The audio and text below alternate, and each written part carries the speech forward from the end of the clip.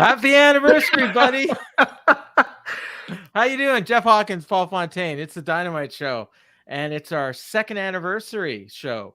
And yeah, I'm very happy to be here live on YouTube. I see a couple people in the lobby already, or are watching already.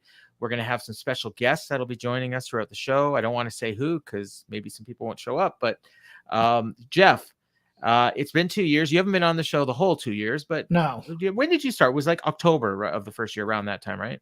So I thought it was like right during summer. Okay, so maybe like August. Yeah, like and we started in March with Parker, and I remember it was the first Wednesday in March because it was the start of a Patreon cycle, and this show was one of the first shows on the Patreon.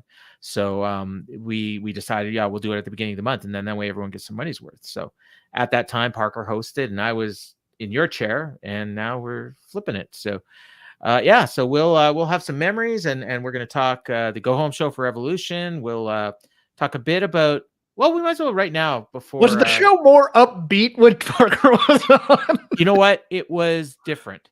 It was quicker. We just kind of went through the show, and it was kind of a little dry. Parker was still getting his feet wet in the podcasting game. He's a lot more comfortable now. I hear his show on we Wrestle Purists, and he's a lot more comfortable now, you know, and he'd be the first to admit, and me too, you know. So yeah, it was a very different show. We're more conversational. That show was more like, here's the facts, here's what happened. So but yeah, so before we get going, we want to talk a little bit about the Wrestling Observer Awards, especially in case one of the guests gets here. We want to get this out of the way first. That might give you a hint.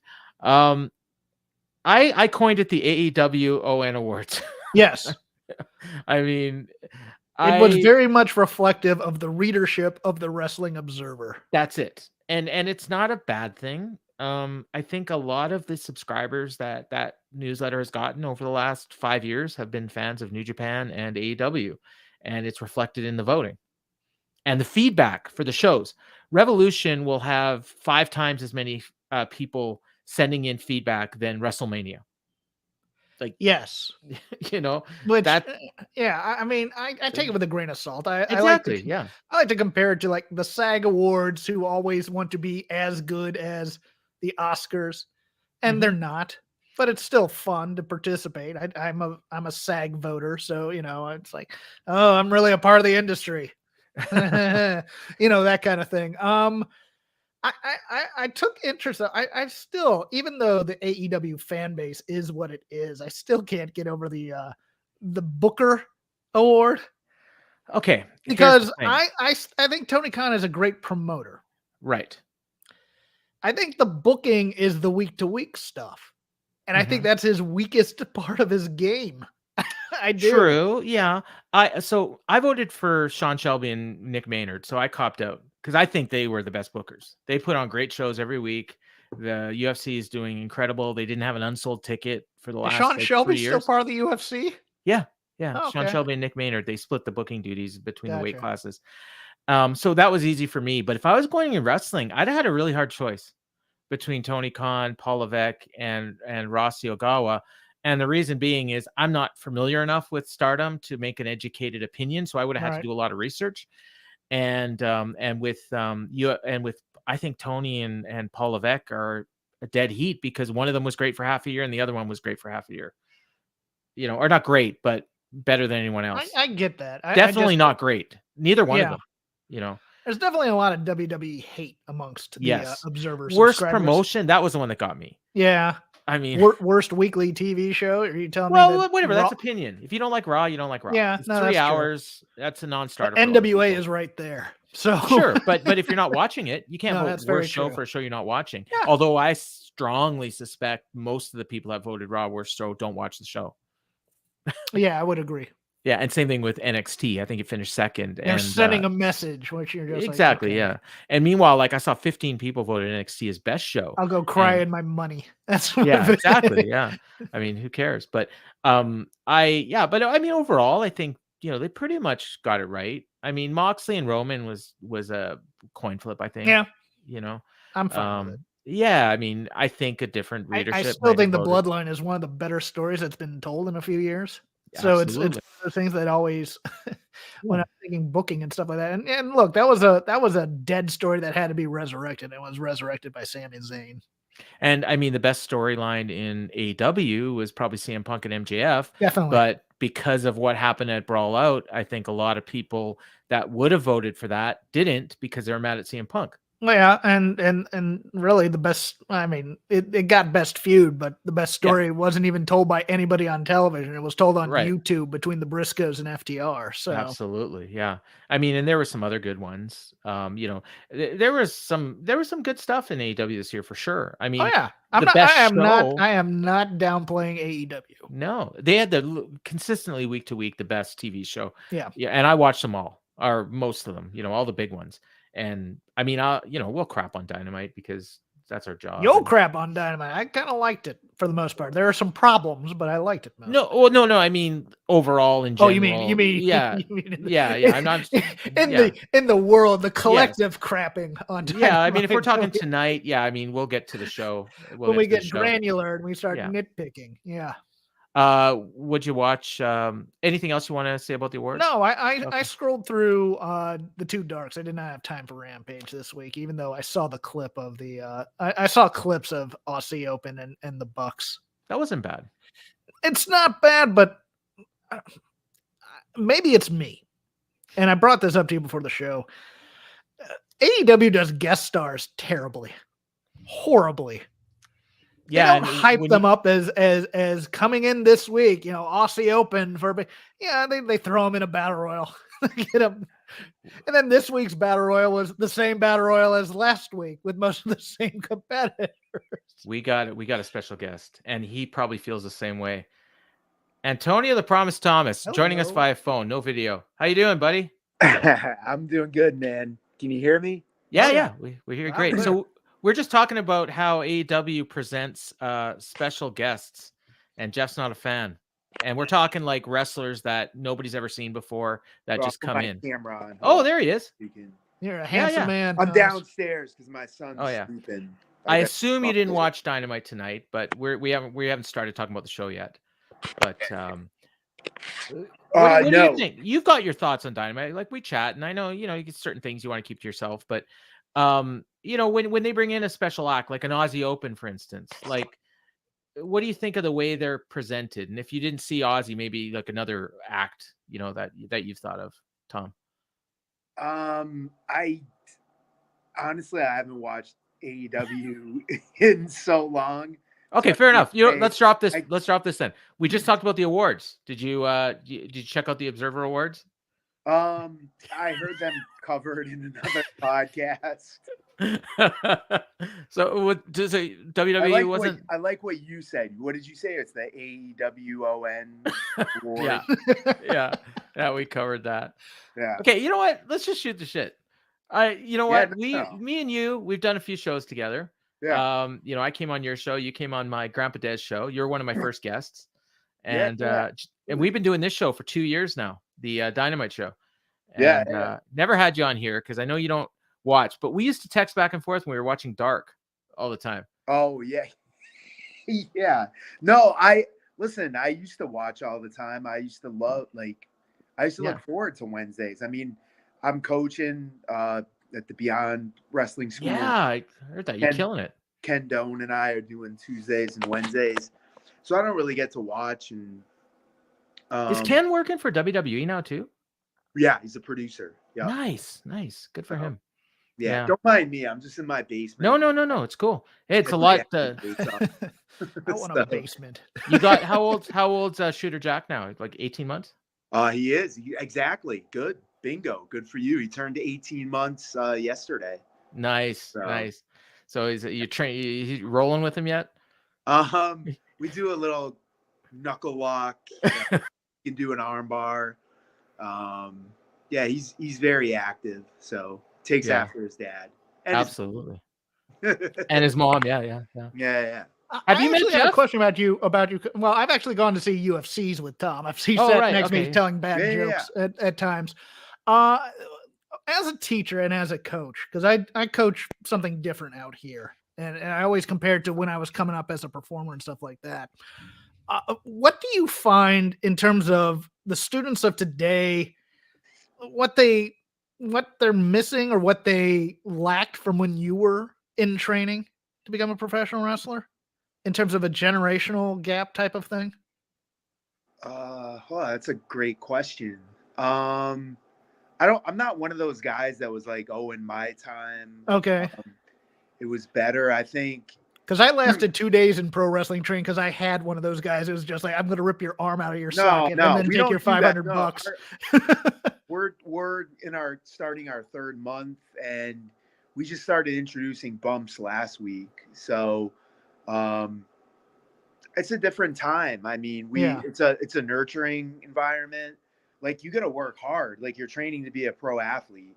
You know, we had someone show up smelling like weed, and I don't have a horse in that race, but when you have your health and well-being and you have someone else's health and well-being, you can't show up like that. Yeah, your safety is in the other guy's hands. So right. You If don't I wanna hop on a plane and it's like up in smoke in the cockpit, or like, I'm not feeling pretty good. So No. man, Frontier. I don't know, different things. I think kind of knowing the history. Like, people don't know the history of people don't know who Lou Thez is. People don't even know past 2000. Past 2000, it's about that time now. So like Steamboat, they're not even. No, it's ridiculous. And no other sport, like, baseball players know who Mickey Mantle is. They know who Ted Williams is. Football players know who Johnny Unitas was. But it's weird. It's like, in wrestling, it's like, it's okay not to know the history, and it's not okay. Right. Like, figure out what made Buddy Rogers, what got, like, people, every generation had, people went crazy when Lou Thez started hitting the ropes and did the Thez press. And then people said the same thing about Flair and Steamboat, then the Midnight Express and the Rock and Roll Express. So, like, every generation has had, crotchety old veterans that complained about the younger guys. Yeah. I beg that you teach the specialness of tag team wrestling to your students. Oh, absolutely. No, we do that. We do all the intricacies. We're just actually doing a thing today, learning to draw the ref on the apron while the babyface gets a small package, but the ref doesn't see it. So he gets like a visual 6 count, 7 count, and then the ref turns around. You know what I'm talking about. Oh, yeah. All that stuff that gets you invested and not moves. All the stuff Jarrett and Lethal do. The acting part of it, for the most part. Yes, it's getting the crowd emotionally invested in the, oh my God, he's getting cheated out of this. Get out there. Yeah, that kind of thing. Love that. Yeah. I did. I had a match Sunday with young kid out here, Channing Thomas, who's done some work for Dark. We did the Warrior, because he has a manager that has tremendous heat. We did the Warrior Rude WrestleMania 5. Oh, nice. And he's easy. Like, brand new for him, right? He's pretty old school. Oh, okay. He has an old school mentality, and his manager does. But it just, I didn't know what we were gonna do at the beginning. I gave him, their fans were like, give him a suplex. So I gave him one suplex, and then they're like, one more. So I gave him one more. Then he went for one. They booed him. I, blocked it a couple times. I hit one. The fucking place erupted. I'm like, all right, cut me off. You still doing the retro grappler thing? Oh, yeah. Okay, That's awesome. a great gimmick. Awesome. Yeah, I love it. Antonio Thomas as a wrestler is dead. Yeah. No, I love it. Yeah. Well, you know what? I told you we keep you 5-10 minutes. I don't want to keep you too long, and we got to get into this show. And if you had watched the show, I might ask you for some thoughts. But that's cool. No, I told you. My wife had it on. Oh yeah. Yeah. If you were going to go back and watch anything, watch the last 5 minutes, because Bryan Danielson taught MJF how to cut a promo. Okay. Yeah. No. I love both guys. MJF just stood there in awe while Danielson cut a money promo. So yeah, it's not what I was expecting, but it was awesome. Cool. And as far as matches, just go watch a different episode. Wow. All right. I've become a Preston Vance fan because he looks exactly like a friend of mine that used to wrestle, like the same. He looks like a cross between Kevin Green and what's the guy's name? The guy that WWE cut a couple years ago that had all that personality. Mojo Rawley. Yes, he looks like a cross between Kevin Green and Mojo. So yeah. Okay, we got another guest, Tom. So we'll let you go. Thanks for coming on. I'll look forward to taking your money in the baseball season. Wow. I'm gonna lose. I lose every year. But thanks for coming on. Thanks for taking the time. Say hi to your wife and Shooter Jack. I will. All right. Take care. Bye. See, Tom. And we got. I like the Christian promo a lot. Oh, hey. It's the original host of this show. Hey. Parker Klein. Hey, Parker. We talked about you a few minutes ago. And oh, really? I mentioned, because he asked me, was the show different? And I don't know. Have you listened to our show recently? Well, you've listened to our show at times. Yeah, of course I've listened to the show. Yeah. I said our show is very different. Lies. Than yours. Than when you hosted, because you were just getting your feet wet in the podcasting game back then. So for sure. It was very much, here's what happened. And you tried to keep your opinions to yourself, which you don't do now on your show at all. That's true. I don't at all. No, it's quite refreshing. I'm like, where was that Parker Klein? I was just trying not to piss anyone off. I know, bro. No, like, that's fun. Now you don't care. It's to me, it's scary. Like Paul, you'll tweet anything, which I love. But sometimes it's like, well, the difference is I have a protected account, and this is me. This is me now. I respect the protected account, by the way. I do. I don't understand it. I just it's genuinely, well, of course I have to now because of my profession and everything. But even if it wasn't, like, even for months before I started did I blow your cover by saying your name? No, you're fine. No, don't worry about it. Okay. I'm not worried about that. This is P, Dumb Guy Live. Yeah, I'm P. I'm Dumb Guy Live. Oops, Go nuts, dumb guy. It's fine. Yeah, right, I'm sorry, a dumb guy. But the point is, even before that, the protected account was like, oh, thank goodness, because I think the fun in Twitter, I'm sure you've seen this, is like joking around, being a little goofy, being a little like risque about stuff sometimes. And it's a lot more freeing when you have curated. I had over 1,000 followers at one point. I've removed it down to like 300, and it's people who I'm like, nobody's going to be weird about what I have to say, and if they are, I can just be like, bye. Your account is NSFW for sure, or at least it has been. I don't know if it's. I mean, I see your tweets, so. I get a kick out of, and we don't agree on a lot when it comes to pro wrestling. My favorite, I think it was you, who we got in an argument over Roman Reigns when you said that he was terrible at his job. And right, that was you, right? Oh yeah, that was me. Oh yeah. But I mean, what's funny though is you got me thinking, because I got into it with. Remember when Voices of Wrestling put out their list of the top 50, I think it was top 50 wrestlers. Yeah, they do like it's like the FS, it's like the something 50. Yeah, Fighting Spirit. Fighting Spirit, which lands and does it. Yeah. And they had two WWE guys in the top 50, and Roman didn't even get a vote. And I was like, I kind of went off on people, and I was like, these guys, like, are they even watching? Blah blah blah. And Chris Samsa kind of tore me a new one, and it really got me thinking. No, it really did. And then your tweet got me thinking as well, is that everyone's got different tastes. And you know what? If you don't like Roman Reigns and if you don't like WWE, that's fine. That doesn't mean you don't understand wrestling. It's just, it's not what you like. And that's fine. You watched it, you don't like it. But you've given, like, I've seen you give like great star ratings to Roman Reigns matches at times. So you're unbiased.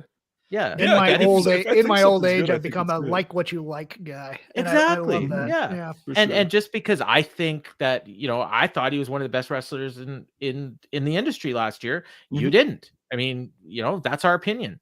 And you know what? I- Neither one of I us think, is like, right. Yeah, What was that? like Dave as an example, he was like, for him over the last year when he's looking at wrestling, because the Observer Awards came out last week, right? And he's going over wrestler of the year, and it's like for him it's like a clear two-man race between Moxley and Roman.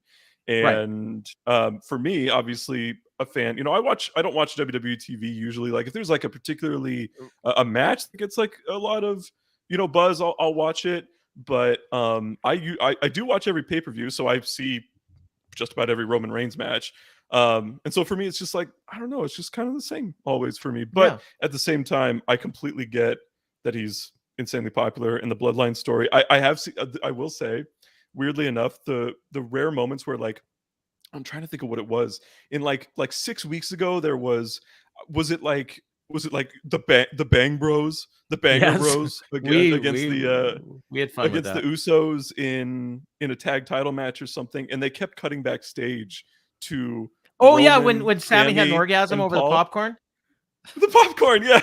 Yeah. And I was like, okay, all right, I see this. The prop It comedy was of the so popcorn good. was great. I Yeah. think. Yeah. It was Yeah, that so was good. So of course, I think there's ups and downs to even wrestlers I don't particularly like, and yeah, I enjoyed the Sami Zayn match too. I reviewed that for the I was on Elimination Chamber coverage for the Observer, so I enjoyed that too. Okay. We got Mike in the waiting room. But so before we let you go, did you watch the show tonight? I Dynamite? did. Okay. No, I watched some of So it. I wasn't able to watch the whole thing. did you watch the first match? No, I did not. Okay. So what's the first thing you watched that you I will. All I really saw, I had it sort of on passively. What I really paid Yeah. attention for was the ladder match. Okay, so let's talk about the ladder match then. Let's do that. I hated it. But I gave it no! 4.25. But I gave it 4.25 stars because I really appreciated what they did, but I just Okay. didn't like it. Jeff's talking point with regards to that was, if you've never seen Commander before, you were probably super impressed by his moves, but I didn't like the way he was presented.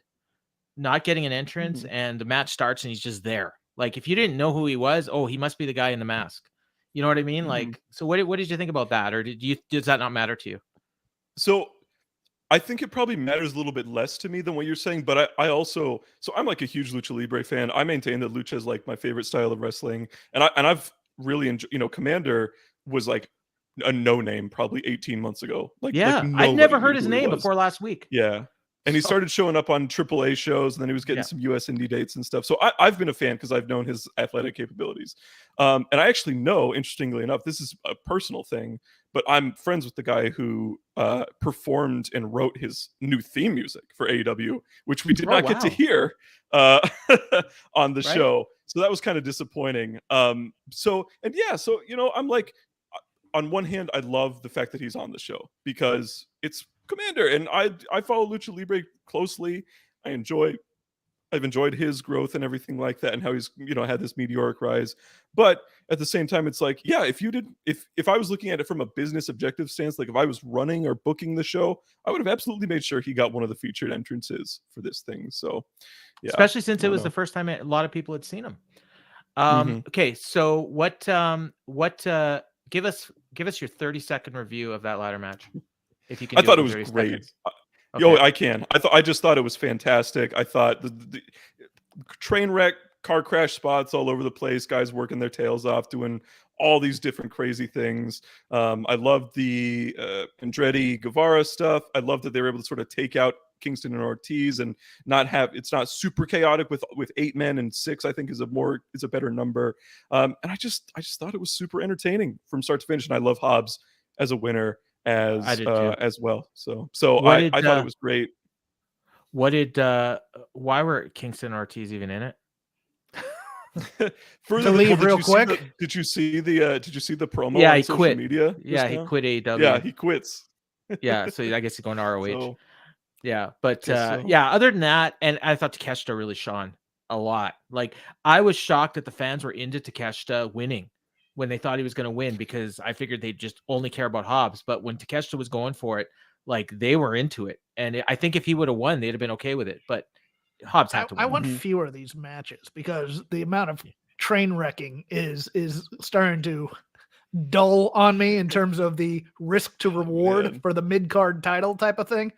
I can't get enough. And and somebody's gonna get super hurt trying to go bigger and badder. That's the other thing. And also, I gotta tell you, referees holding the ladder. Yeah, that takes me a bit out of it. A Japanese like death match thing. Although I do think it was kind of sick that when he shoulder blocked the ladder and it like warped it. Yes. It was great. But he was scared for his life. Oh my god, he was like, scared. Did you see him? If you're looking up on like the corner replay, he's after the match when they're doing the actual replays in like the bottom right, and they have the live feed in the top left. He's like frightened on how to get down from this ladder. He's like is pretty entertaining. Like, but I love Hobbs, great winner, and it good for him on pulling that thing down, having the snarl on his face, the sneer, and been able to maintain that while being probably terrified. I'm also crowning Sammy Guevara the king of the ladder match in AEW. That kid, fair enough. If Butcher and Blade can be the king of the battle royal, then he can be the king of the ladder match. Okay, Parker, we're gonna let you go and bring Mike in. Thanks for coming on. I really appreciate it. Thanks for getting the show started with me. We wouldn't be here without you. 2 years ago we started. Look at you now. I'm still here. You're doing bigger and better things. I'll be here in 10 years. You'll be running the world. So take care. I'm really proud of you for I feel slighted, teaching and everything. Yeah, you'll be here with Take care, guys. Thank you so much for having me on. I'll catch you guys later. All right, thanks. And here comes Mike. How you doing? Mike Gilbert, the host of Brace for Impact on the Fight Game Media Network. Hey, what's up, fellas? Happy anniversary, man. Congratulations on 2 years. Thank you very much. Your memorial wall for the Niners there. It's very nice. I love your set. Yeah. Hey, look, no matter how crappy they do in the NFC Championship game, I'm always going to represent. Even with our fourth string quarterback who seemingly can't throw a forward pass, he throws it worse than the guy who didn't even have an arm in that game. Don't get me started, Jeff. I will not get you started as a Bengals fan because I hate the Niners. Paul, you want to start on the opening match? Yeah. Well, Mike didn't watch the show though. Right? No. I'm just coming in to say happy anniversary, and I thought I'd come in and bust some balls for a couple Actually, this is my favorite bit. We're just gonna have a bunch of guests who didn't watch Dynamite, and then we're just gonna breeze through the show. recap. We're gonna. Hey guys, in my defense, the show comes on while I'm at work. I know. So it comes on at 3 p.m. I got off work at 4:30. I literally just had dinner. I'm coming up here to say hi to you guys, and then because I'm in a midlife crisis, I got to go to guitar practice because I'm learning how to play the guitar now. So I'm paying a 19-year-old kid how to teach me how to play guitar. You notice anything different about my set, Mike? Yeah, it looks nice, man. What you got going on? Look right behind me. Look over the picture of my kids and look at the balloons. Oh, yeah, you got some balloons there. That's I'm festive. Cool. Everyone says I'm no fun. I'm festive. Yeah. You know what? Paul is fun. Paul definitely has fun. Paul has fun like needling people sometimes too. He likes to get in those debates. You know who else does that? And who's actually taking the rollover for me is your cousin Joe in the Fight Game Media Discord. I get a kick out of him. Shithead. Yeah. But now I don't have to be. So I just sit back and Michael Jackson eating popcorn and watching him. When I was the most controversial member of this crew, and now I'm not. I'm just he so my cousin Joe, he and we had a podcast together back in 2017. That was my original podcast. He did radio for like 10 years, but now he's like he's selling like Expedia insurance. I don't know what the hell that kid's doing, but he's got a good gig out there in Missouri, and he would have been part of the the Facebook group we had, but he quit Facebook a long time ago. So now that we're on Discord, he's hanging out with us. So it's cool to have him along for the ride, and he gets to get in on some of the cool stuff that we're doing over there in Fight Game. Was he in the Facebook group? I didn't think so. No, he has not been on Facebook in a long time. Okay, so I mean, he just jumped right in, and if you're not already, come on the Fight Game Media Discord. It's the hottest Discord on the internet after Saturday. That's actually true. Now I think about it. Yeah. So after Ryan broke some AEW starring scoops, our friend, yes. After Ryan broke some scoops, next thing you know, we got like 100 people joining just on Saturday. Two, and the only one they're there to lurk and to copy and paste things that we say. Yeah. That's what he. If you don't know, Ryan Frederick. No, I'm not even going to talk about it because I don't want to bring any more attention to Ryan. But Ryan did break the news about Vicky Guerrero. Yes. And he did. And that was later picked up by Sean Ron Sapp. And then today he broke some UFC news. So He did. about UFC booking the Prudential Center for pay-per-view in May. And then he was nice enough to let me and Paul have a scoop about something that may or may not be true. We're waiting. We're waiting to find out. Yeah. After tonight, I'm still not sure. He had no contact. Right? Jeff, are you in on? Nope. Did you hear about this? I'm not in on this. I'll just say I'll take the heat. This is Mike's heat, by the way. Yeah. So this is not the Dynamite show saying this. So apparently MJF might have a concussion. That's just a rumor. That's not confirmed. I did but hear that. Yeah. I think that's been going around. But that was something we talked about in the Discord tonight. There was no contact tonight. No contact. Did you see the last segment, Mike, or no? You just heard about it. I just heard that Brian Danielson said he's going to kick his effing head in. Cut him a new one. He cut him a new one. He taught him how to do a promo. It was clear. He's going to teach him how to wrestle on Sunday, and tonight he taught him how to do a promo. So it was really cool. Yeah, so I think MJF is more of like a method actor when he does his promos, right? Because you can tell there's like a little bit of basis in reality to what he's saying, and he kind of gets into like he almost does like and Jeff would appreciate this. He kind of gets into like a soliloquy mode, right? Yeah. Where he's doing that. He's very much a method actor. He takes himself into another place.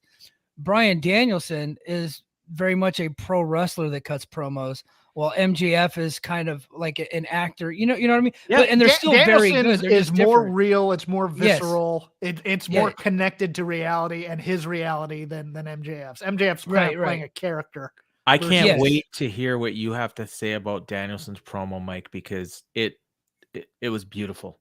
Yeah, you'll see me probably tweeting about it at about 6:30 a.m. tomorrow Hawaii Standard Time, because it's my new Thursday tradition is to watch the show at like 5 a.m. here in Hawaii, and then I skip a lot of the bullshit and you can get through the show in like 90 minutes. I could skip Jade Cargill matches, like I don't have there was a lot you can skip on this show, I'll tell you that. I don't have an AEW podcast, so I could skip whatever I want. I am not Here, Dirty Dan's giving you a hint here. The Matt Hardy match you can skip. I don't think you needed help with that. What I will say is I'm very much looking forward to Commander in that ladder match. I did see a highlight of him doing his coveted rope walk. I'm not a big Lucha Libre guy, but I see a lot of GIFs of him. Okay. And John Muse, a good friend of mine, has told me about him and has said that that's a guy that's probably going to be breaking out here in the United States. So he's got kind of a groundswell of support on that Lucha Libre scene. He's been doing a lot of indies here in the States, and AEW was able to bring him in for tonight. Now it sounds like he impressed. So I'm looking forward to seeing him. Cool. Well, we got someone in the waiting room here, Mike. So I'll let you get back to your family. But you got any parting words for us?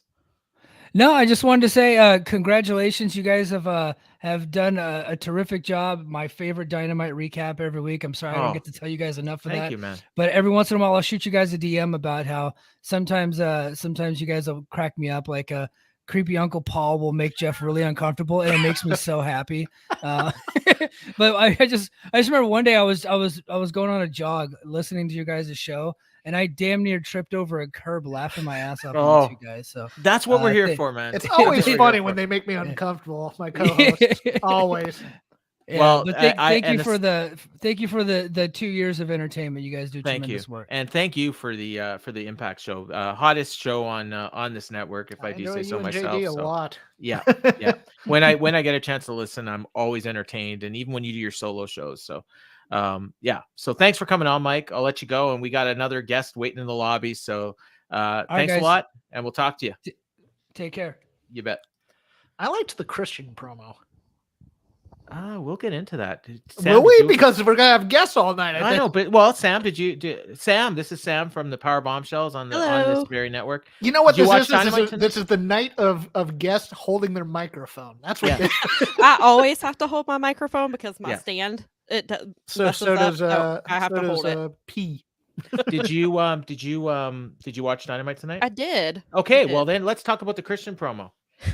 We're just going all over the place. I actually liked it. And also I got a kick out of it because I always said I much like if you watch a lot of 80s promos, you'll get a lot of jacks and daddies and Yeah. things like that. I go, oh, I need more Jacks in my promos, and here Christian just does it accidentally. I thought he cut a heel promo of the babyface promo that Edge has been cutting in WWE for the last 2 months. A little bit, but I do like the fact that he never really goes for the MJF pop the crowd type thing. He is full in on his heel gimmick a lot of times. In terms of not trying to be funny for the crowd to be cool for them. He wants this crowd to hate him, and I think he does an effective job of it. What did you think, Sam?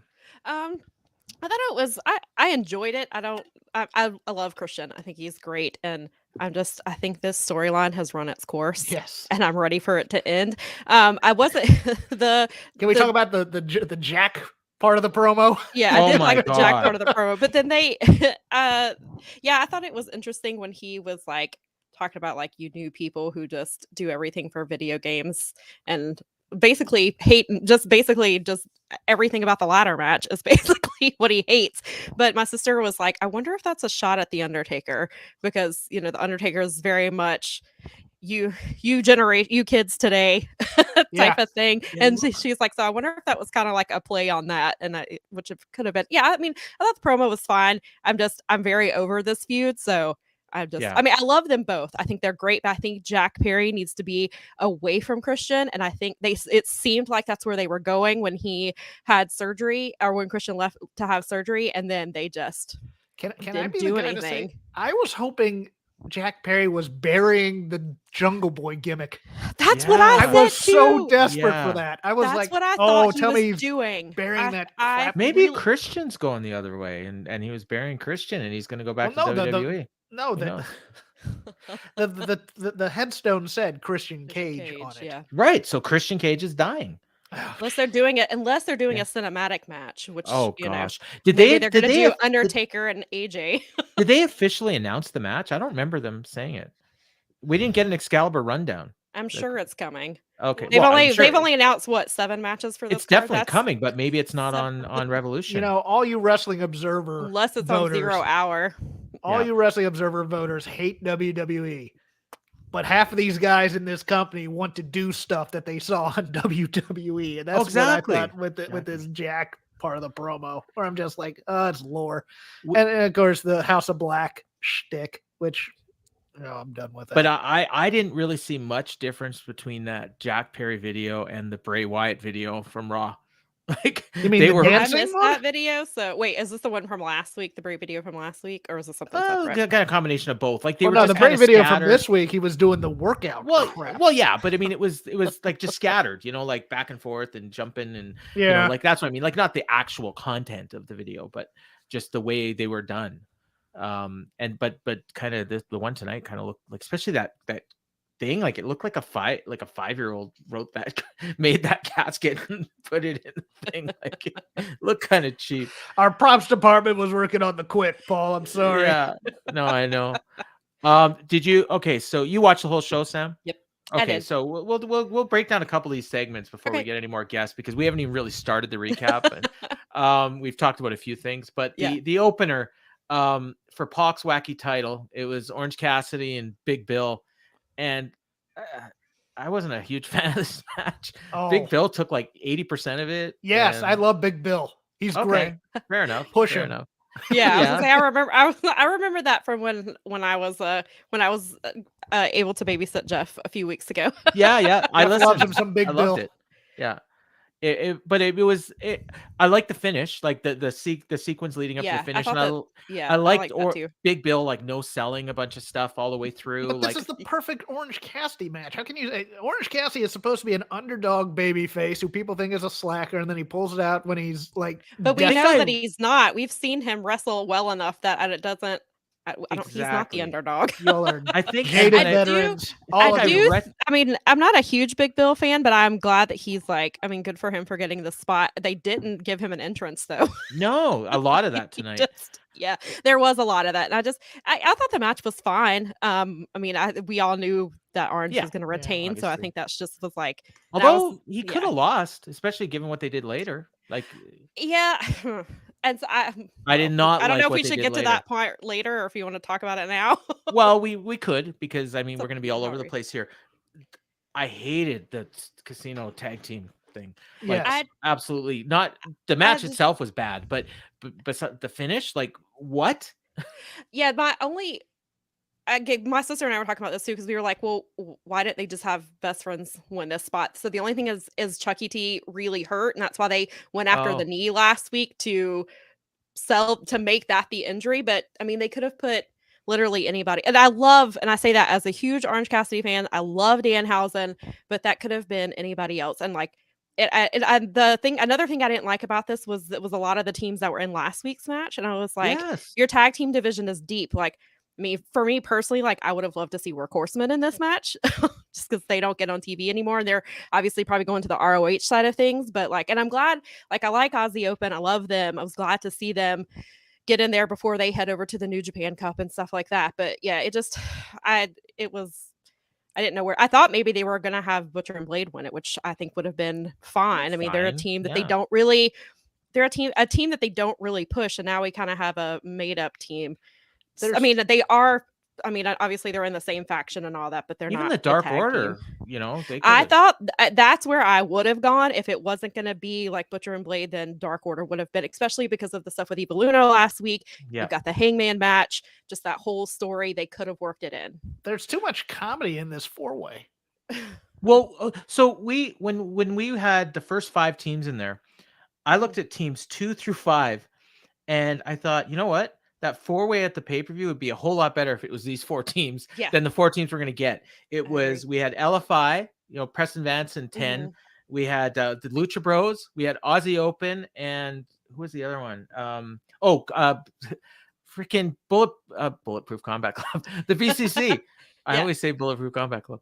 That would have been a hell of a 4-way match at the Yeah. pay-per-view. Yeah. And instead we're getting the Gun Club and the Acclaimed and Triple J and Danhausen and Orange Cassidy. And it's going to be a comedy match. Well, and they should have just, I still don't know why they took the titles off the Acclaim to begin with.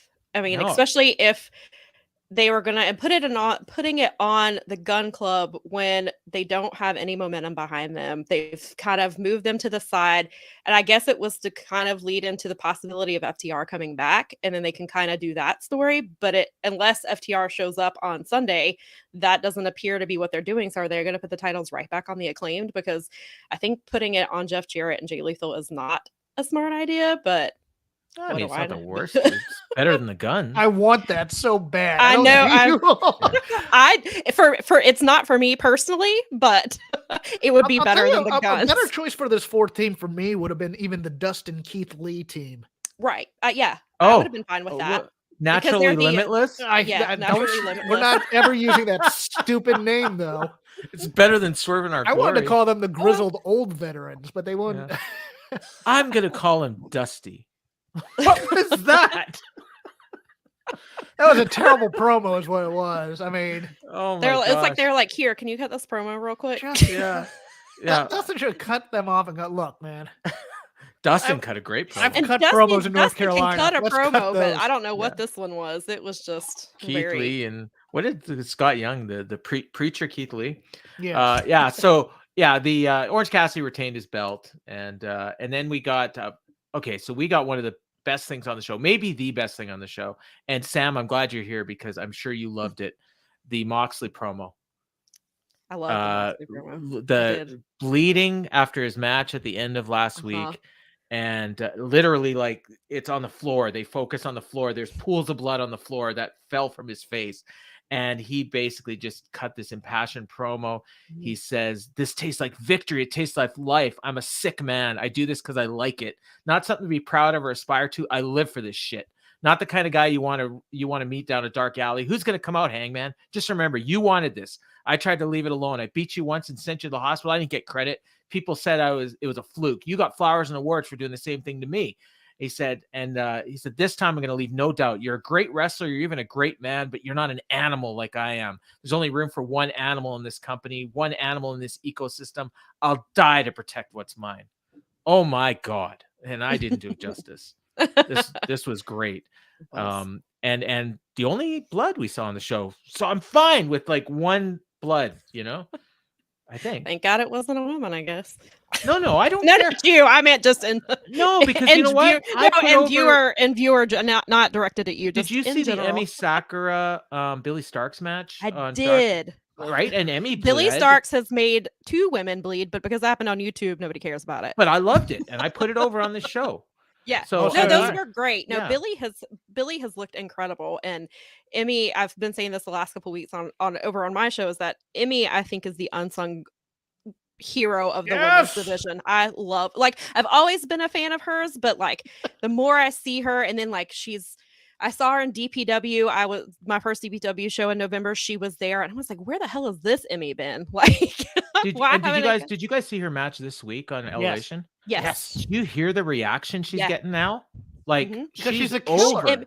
Emmy should be on before TV. the match, she's over when she's introduced. Emmy should be on TV, especially now because she does the things like where she makes either the security or the referee, like she makes them wear her crown or her cape, and she, especially if Stefan is her referee, she hits him in the knee and makes him drop down so that she can sit on his leg and just annoys the hell out of him. She's gonna chop the crap out of a woman. You know that's coming.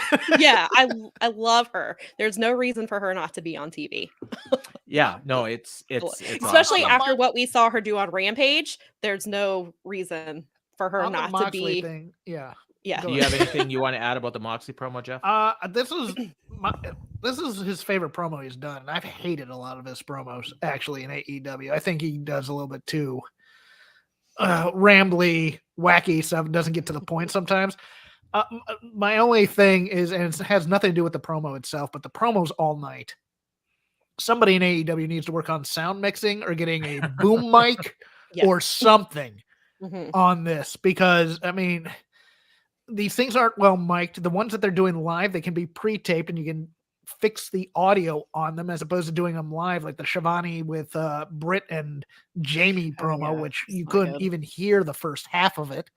It was ridiculous. But for the promo itself, the best thing he's done since he's actually come to the company, in my opinion. Wow. You said at the beginning, it's a slip of the tongue, but you said his favorite promo.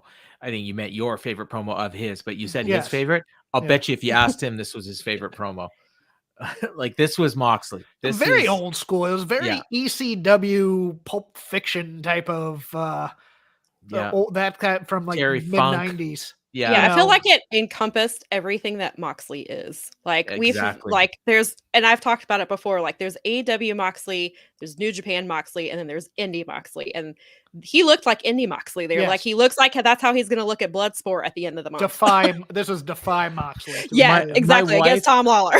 My wife walked into the room while this promo was on, and she watched it, and she just didn't stop staring at the screen. And she often will make a comment about blood or this or that or anything, and she didn't say anything.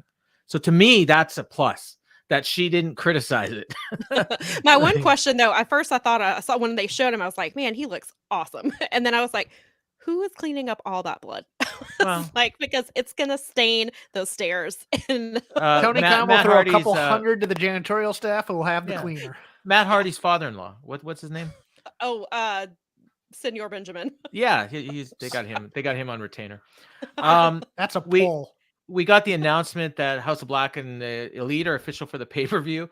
So the Elite come out to do their entrance, and it gets cut off a couple bars into Carry On My Wayward Son, and lights go out. They come back on, and then the House of Black are there. They go out again. They come back again, and the Elite are all laid out, and the House of Black have their belts. And that was that. I guess they just wanted to do the entrance. Because they didn't have a match, right? Nope.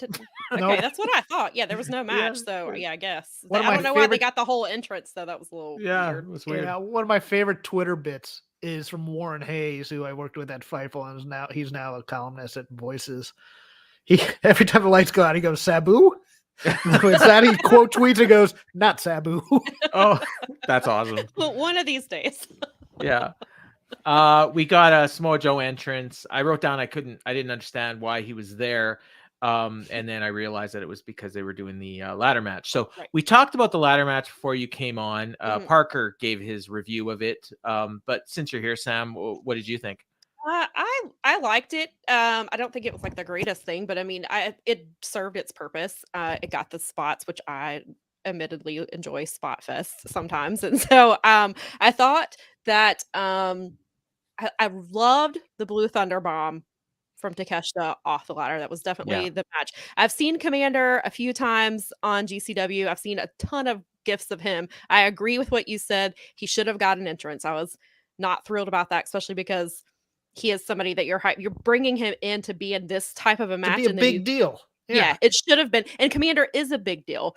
And for people who know who he is. And so I think he should have gotten better recognition. But like you said before, they kind of don't treat their guests the best way. But yeah, I thought it was fun. I knew I either wanted Powerhouse or I wanted Takeshita to win. I think this pushes Takeshita closer to Don Callis. Yeah. And I think that's where they're going with that. I hope that they don't drop the ball with Powerhouse again, because Hobbs was hot a couple months ago around the same time as Wardlow, and then they didn't know what to do with either one of them and just didn't do anything really. And so I hope they don't drop the ball again with them. And then I think Powerhouse, and because it's a Powerhouse and Wardlow, I guess is what the match is. Well, if Wardlow beats Joe. Oh, that's what it is. Okay. Yeah. So here's the thing. And so I wanted to ask you guys, because I think we all figured Hobbs was going to win this, and he did, because it was in his hometown. I think they've booked themselves into a corner here because, this is why I thought that Hobbs was going to insert himself into the TNT title match on Sunday, because then he could pin Joe and win the belt, and then you can feud with Wardlow. Right now, they've got a situation where, okay, Joe can't beat Wardlow. Like, Wardlow has to win, and then Hobbs can't lose to Wardlow. Right. Like, you know what I mean? Like, if you want to protect both guys, like, they're obviously going to be feuding with each other. So I don't know what they're going to do. I do think Samoa Joe loses, and I think he goes to Ring of Honor. Right. That's what I think too. Yeah. But then what do you do about Wardlow and Hobbs? Well, I guess what they should have done. I mean, this is basically, it feels like they realize how much they screwed up a couple of months ago. And so they're like, okay, well, here's both. But yeah, they're booking themselves into a corner. I mean, Wardlow probably should get the win, but then it just screws Powerhouse again. And or he loses right away, unless Wardlow, maybe his contract's up, and and then he's going to drop it to Hobbs and disappear. Like, who knows? For some reason, Wikipedia is listing it as a 3-way. There you go. I don't know why. Well, because that's what it's going to be. I don't think that's the official thing yet, but it's probably gonna, because he was supposed to get the match Wednesday. So, well, yeah, but he might decide. So are they going to do the match? Wait, are they doing the match on? They're not doing the match on Rampage, right? No, it's on the pay-per-view. Okay. But maybe he'll do a promo on Rampage and say, I don't want to wait till next Wednesday. I want both those guys or whatever. Yeah. And then it's a whole bunch of big meaty men slapping meat, and I'll be happy. Oh yeah, I mean, that match was great. Hoss matches are great, and Hobbs can win. So we didn't talk about the post match when we talked about it earlier, but Hobbs, after he managed to make it down from the ladder without killing himself, he's sitting there holding his toilet seat, and Wardlow is going nuts. Power slam security guard. Samoa Joe disappeared, and he just sat there, and Hobbs just took it all in and was like, let him wear himself out, basically. Now I asked Parker this, Sam, and now I'll ask you: why were Kingston and Ortiz in this match? I don't think Kingston knows why he was in that. I guess it was to continue that storyline. But why? But they didn't. Yeah, I don't know why they were in this match when. I mean, I think it's kind of funny that Eddie was like, "I'm not climbing a ladder," and he didn't climb a ladder. Yeah, but I don't know why they did that. And then I mean, I get the story of Eddie quitting. It's obviously because he's going to ROH, because we saw the spoilers of but yeah, I don't. And so where does that leave? Where does that leave Ortiz? Probably going to ROH with him. I mean, I guess so, but I don't know why. Like, couldn't they just had 6 guys? Like, I just don't even. Well, and see again, the point. there's other people that they could have put in the match if they needed to have. Like, it didn't have to be those two. And Garcia was Andretti needed some focus. Yeah. Well, Andretti was Andretti did some good stuff here. The one part I loved was Sammy when he was about to do his swanton, and he does the crazy thing that he does in every match, and they did a wide shot, and you can see the ladder on the same level as him, and I'm like, why didn't he just climb a ladder and grab the belt? I guess because he's crazy. Because Powerhouse had to win. So yeah, exactly. I guess so. But it wasn't in the script. Yeah, you're right. Sorry, my bad. Right. So So we go to Renee with a late-breaking medical update. Trent and Chuck aren't medically cleared. They've got Danhausen, who looks like he's been in a car crash, and Orange Cassidy, who took a beating from Big Bill, and the best friends looked fine. It's like, but they're telling us they're not medically cleared. But Yeah. Danhausen convinced Orange Cassidy that he could wrestle again, and Renee couldn't even keep a straight face through this thing. No, and she did not. She was like, No. I was like, this was, and I'm watching this and I'm like, why are they in this? And then, later on, yeah, I you know, shouted at the TV. This could have been Workhorseman. Just- anybody, I don't- I is don't it know. possible they thought FTR was going to be here and then maybe they're not cleared? But there's or something? literally that tag team division is so deep that they could have just picked somebody else. They could have picked an actual tag team. Matt Hardy and Ethan Page, That would have made more sense because of the stuff they've been doing. The or they Outrunners. could have done the Isaiah. Outrunners. Oh my God. The Yeah, Outrunners we're- would have been perfect. Yes. Yeah, anybody, any Anybody, two yeah. people. Yeah. Yeah. And again, like I said, I love Orange Cassidy and I love Danhausen. This doesn't make any sense to me. Unless, well, no, even that doesn't make any They sense. I better- was like, unless, Can you imagine if they won? I mean, I wouldn't be mad at it, but You it'd like be Danhausen. better than it would be better than the Ass Boys. But I guess, and then somebody made the point that maybe it's coming full circle because Danhausen is the one who kind of got the Ass Boys over because he got the name over and he did the song. And Oh, so yeah. now he's getting, but they could have just had a random match instead of doing it Sunday. But who knows? I don't know. I would have really liked to see Claudio and Wheeler win this and That would go have in been that fun. match. Yeah. But then they wouldn't have won the tag titles, but at least the match would have been fun. No. Yeah, this is. Yeah, what they're Wheeler's got doing. his hands full. I heard about what match he's getting on the Mhm, ROH me pay-per-view. too. I'm very Yeah. excited about that. Yeah, no spoilers on this show. You have to pay to get Honor Club if you want those things. They already pay for this for this show. Why can't we give it to him? Well, fine. He's wrestling Shibata There you go. on I'm guessing Supercard probably. yeah, Supercard of Honor. I'm Yeah, sure Shibata kills him. literally. That's rude. No, I didn't love say them that. both, so I don't. I mean, I'm next- excited for the match. Next, we got a Monday Night Raw match. Chris Jericho and Peter Avalon. Yes. Listen, Peter Avalon took the whole match. Peter should have gotten an entrance. I was. Yeah, I wish he had gotten an entrance because I think Peter Avalon is severely underrated. Yeah, because Jericho did his entrance, then they went to commercial. They come back, and the match is already started, and Yeah. it's just It's like a basically women's match in he's- WWE. basically the first 3 minutes of Andretti and Jericho, and Right. then Jericho hits a code breaker, and the match is over. Yeah, it Like- was like a longer version of his match with Pineapple Pete. I think he got then more offense than against Pineapple Pete. He though. did, He and so I literally made got one move. I made the joke on Twitter that maybe Jericho has a problem with people named Pete or have that Pete Oh. in their name. 'Cause Oh, there you go. Peter Avalon and Pineapple Pete. That's a good theory. I never even occurred to me that might be it. Yeah, and then he beat on him after the match with Floyd, and Ricky Starks makes the save, and Peter Avalon disappears into thin air like Eddie Kingston and Ortiz, and then Jericho grabs a mic and he says, "Sunday I'm going to beat the hell out of you one-on-one," and Jericho appreciates the side. He's not allowed on ringside, but they're here tonight. And then Jake Hager and his hat attack as well as Danny Garcia, who is all over the place tonight. I'm And rethinking my booking for this match. They beat on Ricky and Garcia hit him with a rock bottom, Hager with a power slam, Judas Effect by Jericho.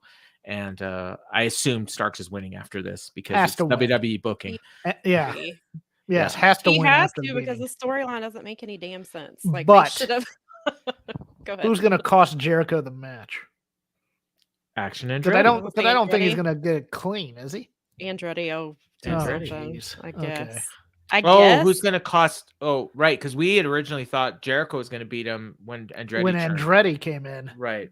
But now she's saying that Andretti cost Jericho the match and helps Starks win. But I don't know. Maybe Starks wins it clean. He needs I it don't clean. know. He should needs- win it Yeah, he clean. should Clean. win it. He should win it clean, and then they should move the hell away from Jericho because it's not doing Yeah. anything for either one of them. I, I don't like the storyline. Or He's already or, beat. They both beat him. So what's the point? Yeah. I don't understand. or why we're somebody doing from the this. JAS breaks the rules and then Andretti makes Daniel the save Garcia? so that they can Is Garcia gonna finally turn on them? He's gonna turn on. No. It's just gonna be he's gonna be there, Oh. against against the rules of the stipulation, and yeah. then Andretti will get rid of him somehow. I could see that happening, and then Starks one's clean. He's from a that, maybe. popcorn vendor or something like something like that. Something old school like that. Yeah. So we got Hangman. This was I thought there was 3 key things that they needed to hit on this show, and they hit a home run with all 3, in my opinion. Now maybe you guys didn't like this as much as I did, but what the heck? Sorry, Hangman. Sorry. He's in a stable somewhere. Your brain just freeze for all. Yeah. No, I'm looking at Matt, and I'll talk about that in a second. But so he's in a Willie Nelson t-shirt. I like that. I loved it. And he talked to Dark Order, and they asked him, "Are you afraid of losing?" And he says, "You know what? I got nothing left to lose but this match. Mox, you took away my last shot at the title. You beat Uno within an inch of his life. My memory's gone. I have no feeling in my fingertips. And this Sunday, all I got left is a match, and I'm going to take your spot on the top of the food chain. I'm not an animal. I hate violence, but this Sunday, I'm going to be the most violent son of a bitch you've ever seen. Beating you is the only glimmer of hope I have. There's 2 ways out of this match on Sunday: live or die. And after Sunday, you'll never be the same." Loved it. Would have been great with a lav mic or a boom mic, so I could hear it. Yeah, true, but I heard it. I cranched. It was good, but I mean, the problem was he was trying to then go into a quiet promo, and you couldn't hear it over the ambient. Yeah, it noise was for the kind of most part. a quiet promo. I mean, I guess it was almost a Hangman promo though, just because that's just how he is. I enjoyed it. I think Hangman is a better promo than he gets credit for.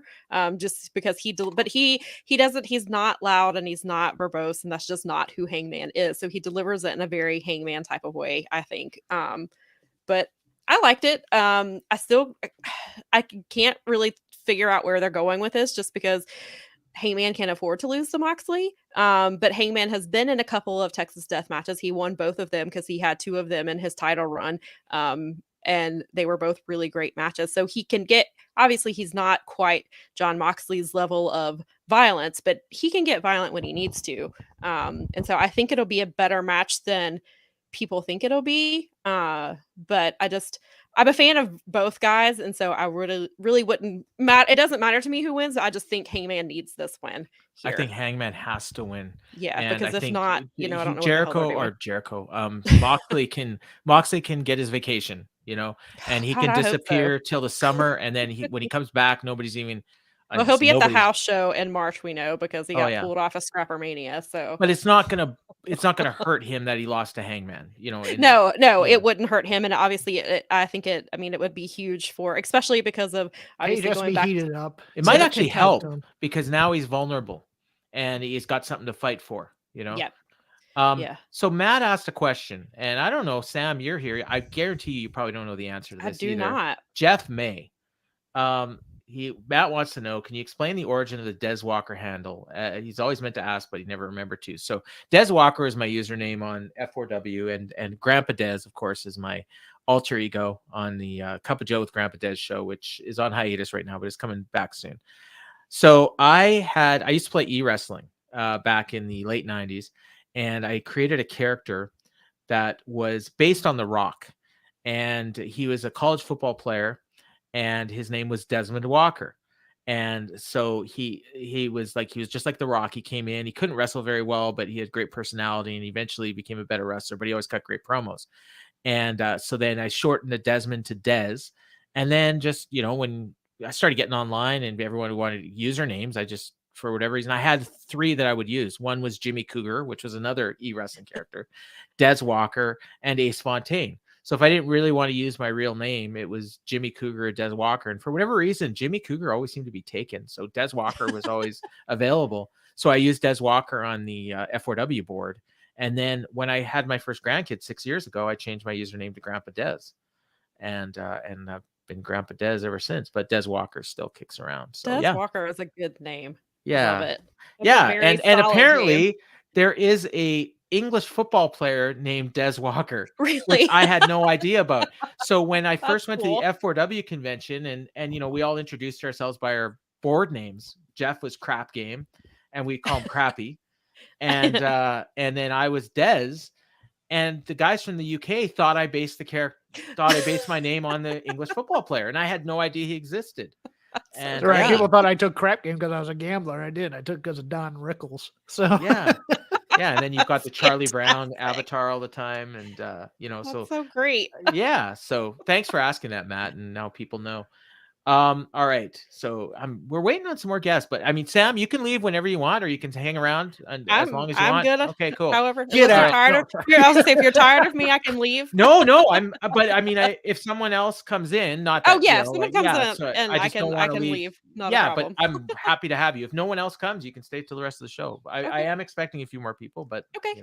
sometimes plans either way. change, right? Yeah. So next we got, as Excalibur put it, remarkable Renee Paquette.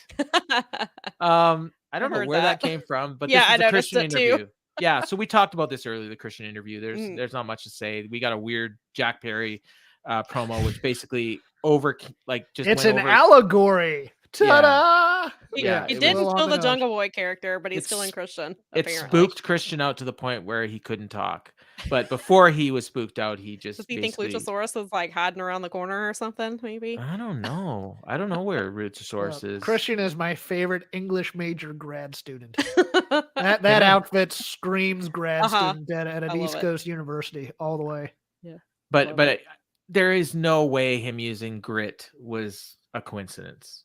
Like No. he doesn't. Yeah, there's something going on with Christian and Edge, and whether Edge is And leaving FDR. WWE or Christian's contract is coming up and he's going back there. We had a few of these nods all night because remember Britt says you can look but you can't touch.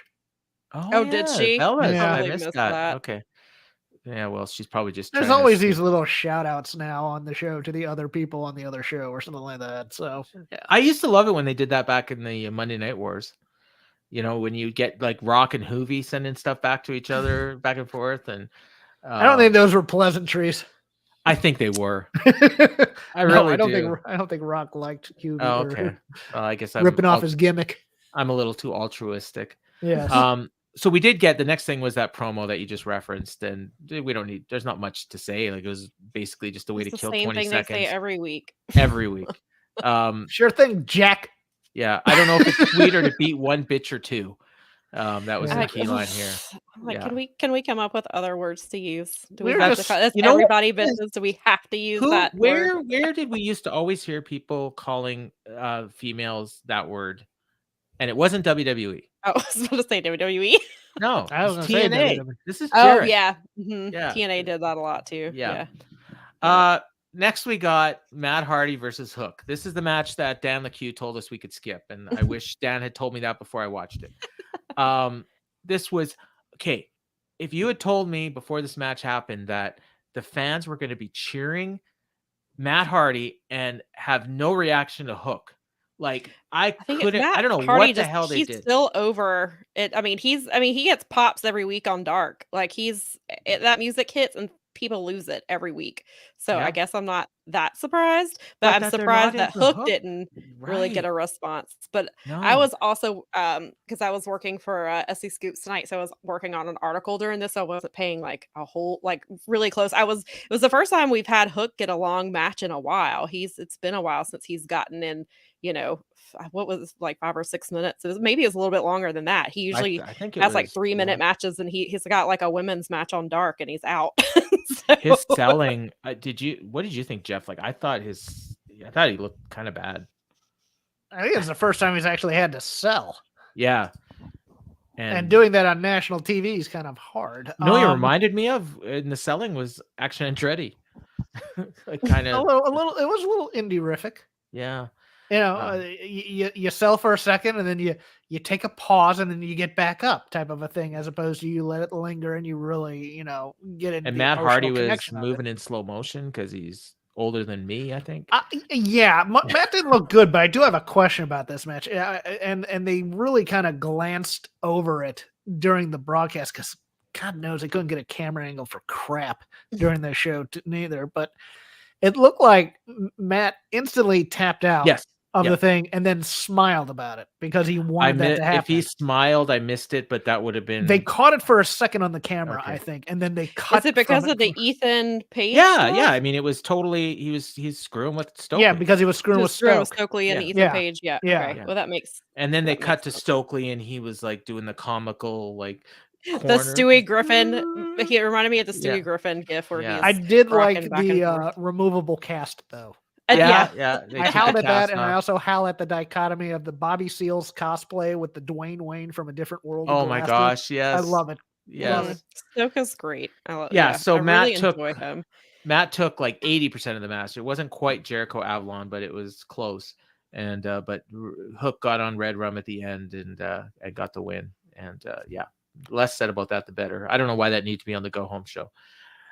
We got a promo. I guess because it's setting up Hook and Hook and That's not gonna be on the Stoke. pay-per-view though. It's probably it might be 0 hour Oh, maybe because they need a they haven't set the pre-show up yet, and They didn't they set always have like anything up. 4 matches. So I'm Yeah. sure We don't even have a Jade match. That's There's a lot Booker. we don't the have. Jade match. I think I have an idea of how they're doing that. I think she's gonna because last week she referenced that she's basically open for all competition and like was just so she's basically gonna end it. She's gonna come out on Sunday and be like, I can't believe I don't have a match. I'm the TBS champion. She's gonna have an open challenge and Chris Statlander's gonna come back. Oh, that'd be That's my guess. I'm gonna be there live, so I'd love to see that. Yeah, that's my prediction. But Okay, well, if I will Don't give you know. credit next week if it comes true. We got a short little promo from the House of Black. They had the belt still with them, and they basically said, "No, these are yours. We'll leave them here, but Sunday we'll get them back." Basically, we'll see you at Revolution. And next we got Tony Storm and Riho. Glad we have you here, Sam. Our token women's match for the night. And I don't mean that in a bad way because it No, was I know you don't. maybe the best wrestling on the show. yeah, it's a I great think match. probably most people would give the ladder match a better star rating, but this was better wrestled. I thought, Mhm. Rio always gets over, and she had all her spots, and it sucks. I will tell you what I hated about this though. Rio gets the win. Her music starts. It instantly stops because Tony attacked her, and then they did everything they've done every single week on every Mhm. single show for the last Mhm. month. And it ended with Ruby Soho's music playing twice, and Riho vanished into thin air, even though she just won the match. So I don't know. Yeah. But Yeah, I enjoyed the match. Riho, I know she does different things, but Riho should be on TV much more often than she is. And they got they did get 10 minutes, which was nice to see. The match itself was great. I'd love to see Rio on TV more, especially if they're gonna do this AEW original storyline. Then your very first champion and your second one, Nyla, should be pulled off of YouTube and should be in the storyline. I don't like that she's not in it either, and it's around the same women who are always on TV every single week, which I don't like. If that at the beginning when it seemed like this was going to be a really cool thing for the women's division, I thought they were going to pull in some other women that don't get a lot of TV time, and Athena? instead.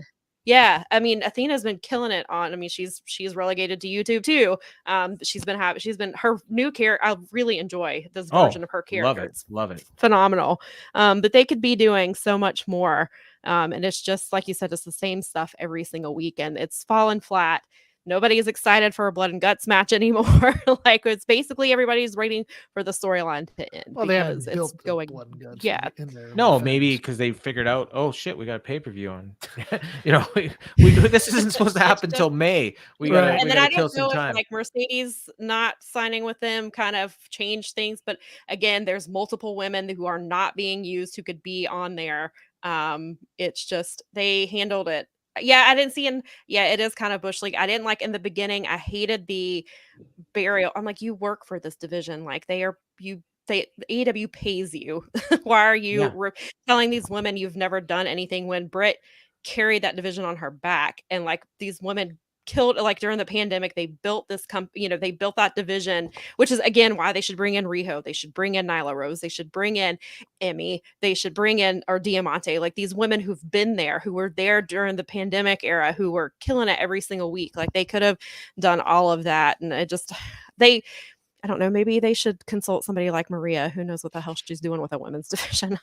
It could have been so much more. And again, it's just as I say all the time, it's one step forward, two steps back with the women's division, and it's been that way the entire time they've been around, and it's just more of the same stuff.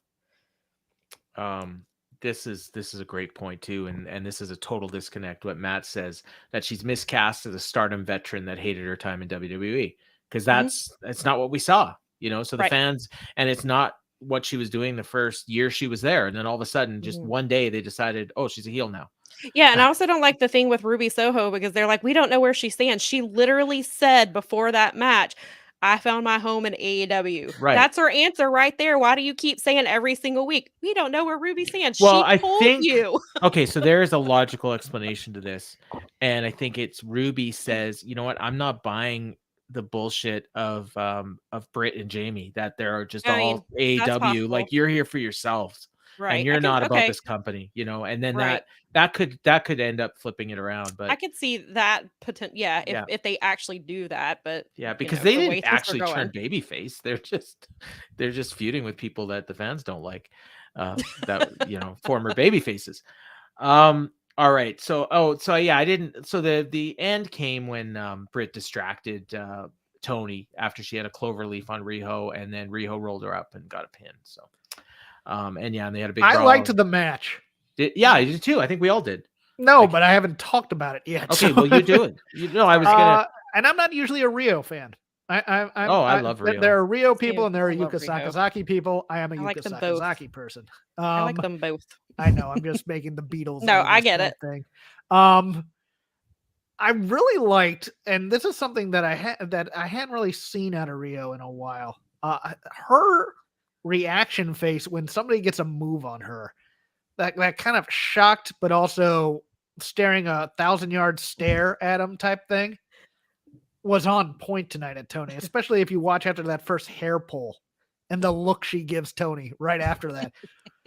Might have been a little bit angry, but at the same hair time, mare? Yeah, the hair mare.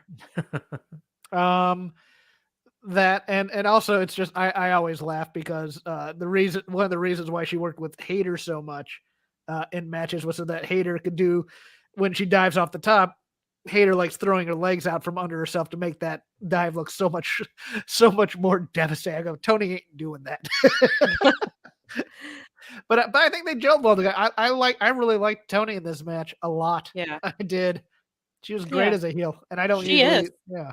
I do like seeing her on TV every week, and I mean, like, Tony knows, like, you can have more than one women's match on a show, right? Like, or is that a rule from like Time Warner? Well, maybe somebody he doesn't allow it. Tony if he could build them, sure, but he also then goes and does far too much granular looking at the ratings and says that the women don't draw ratings, so he decides not to do it. But they don't. But it's a it's a vicious circle.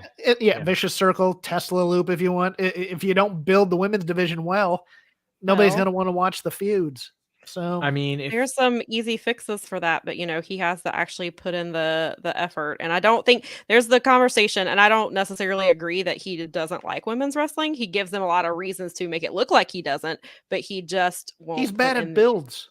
He just won't put any effort into it. Do you honestly believe that, say you brought up Nyla Rose earlier, Nyla Rose against, I don't know, just Willow, would do worse than Matt Hardy and Hook? Yes. Come on. I don't think so. Personally, I don't think so. Willow is super over, so probably not. And if they had been using Nyla on TV, I think it wouldn't be a problem. But there is Nyla's no noticeable difference. I think the conditioning is different, though. I mean, everybody made Hook out to be this big deal, especially with the Action Bronsons. I think Hook was supposed to be a fun thing, and people got.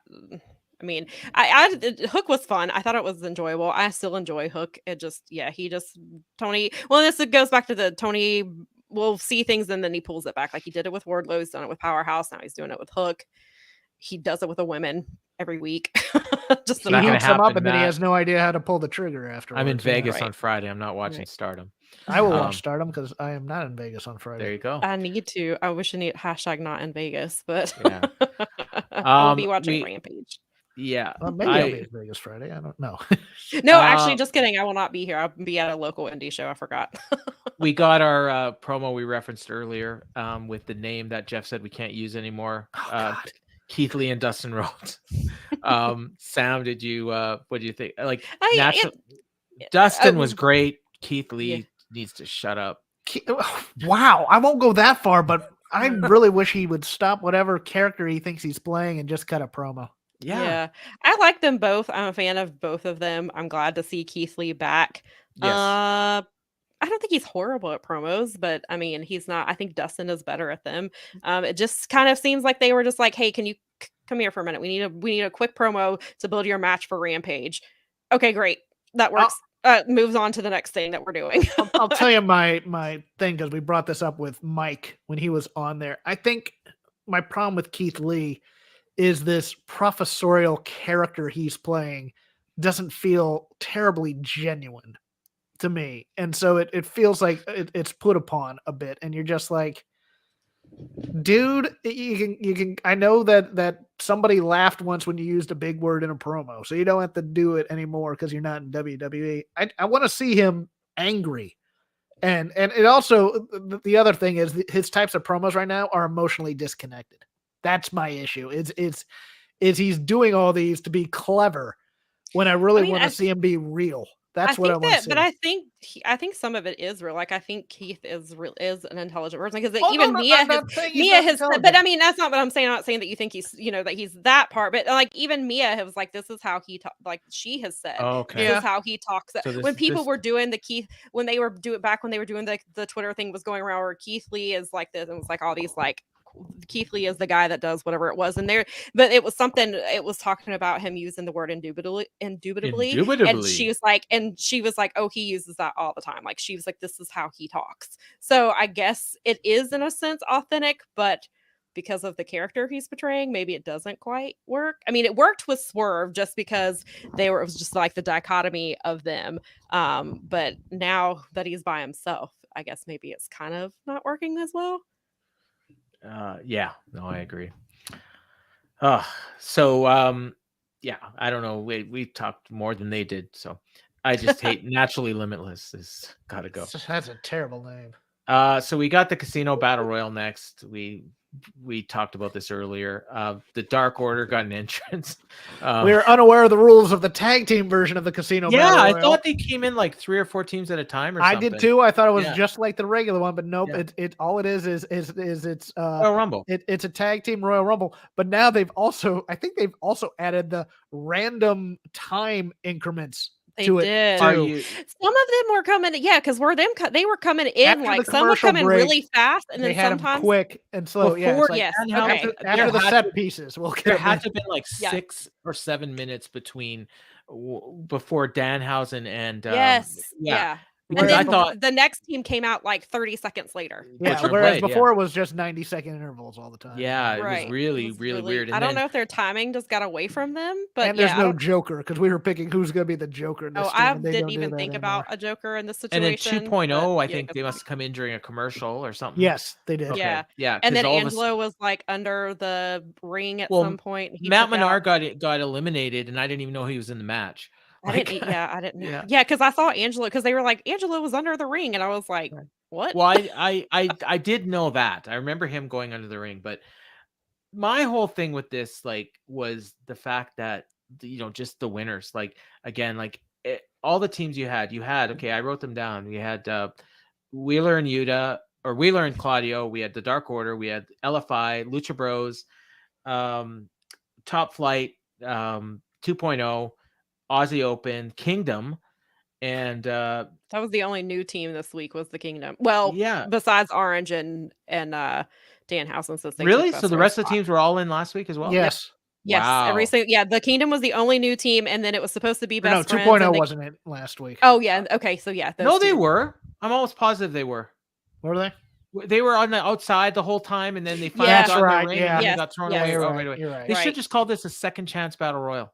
Yeah. Literally. Well, God, they give everything else really long names, so why not this one? Did either of you think, after Danhausen and Orange Cassidy eliminated Butcher and Blade, But wait, there's one more team coming in. I thought for certain it was a setup for a team. I was You hoping. know, I did not think that. I was But they just like, did oh, say that was the last team. Yeah, I think they it did. was Tony just did. because Yeah. I couldn't figure out like why they couldn't just do. I mean, best friends get screwed out of get screwed in that company all the time. So, because even that's what I said last week. I was like, well, they got screwed out of the win, then they got screwed out of being in this match because they were injured, and then now they're getting replaced by Danhausen and Orange Cassidy, who wins, and now they're moving on. And I was like, why does he hate best friends so much? But I'm wondering though if Chucky has a legitimate injury, and Well, that's they're the why. cornerstones of Rampage.